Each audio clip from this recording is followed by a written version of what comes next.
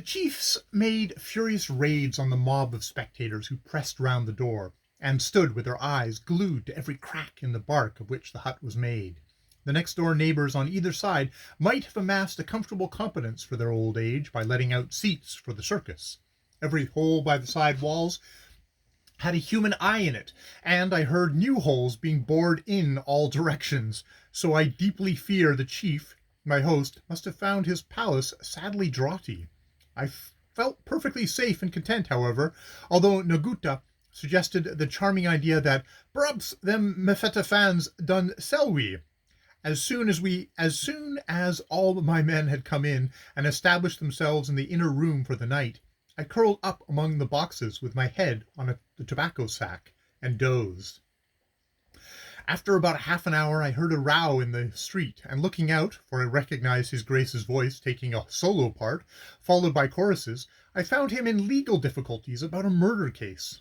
An alibi was proved for the time being, that is to say, the prosecution could not bring up any witnesses because of the elephant hunt, and I went in for another doze, and the town at last grew quiet.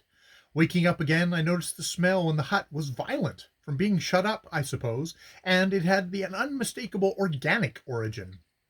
Knocking the ash end off the smoldering bush light that lay burning on the floor, I investigated and tracked it to those bags, so I took down the biggest one and carefully noted exactly how the tie-tie had been put round its mouth, for these things are important and often mean a lot.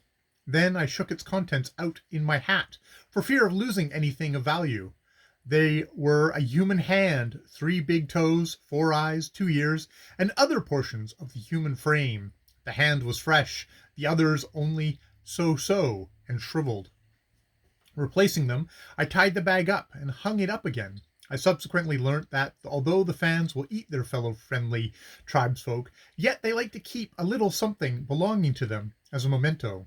This touching trait in their character I learned from Wiki, and, though it's to their credit under the circumstances, still it's an unpleasant practice when they hang the remains up. It remains in the bedroom you occupy, particularly if the bereavement in your host's family has been recent. I did not venture to prowl around Afua, but slid the bark door aside and looked out to get a breath of fresh air. It was a perfect night, and no mosquitoes. The town, walled in on every side by the great cliff of high black forest, looked very wild as it showed in the starlight. Its low, savage-built bark huts in 2 hard rows closed at either end by a guardhouse. In both guardhouses there was a fire burning, and in their flickering glow showed the forms of sleeping men. Nothing was moving save the goats, which are always brought into the special house for them in the middle of town to keep them from the leopards, which roam from dusk to dawn. Dawn found us stirring, I getting my tea and the rest of the party their chop, and binding up anew the loads with Wiki's fresh supple bush ropes. Kiva amused me much. During our march his costume was exceedingly scant, but when we reached the towns he took from his bag garments and attired himself so resplendently that I would fear the charm of his appearance would lead me into one of those dreadful wife palavers which experience had taught me of old to dread. And in the morning time he always devoted some time to repacking.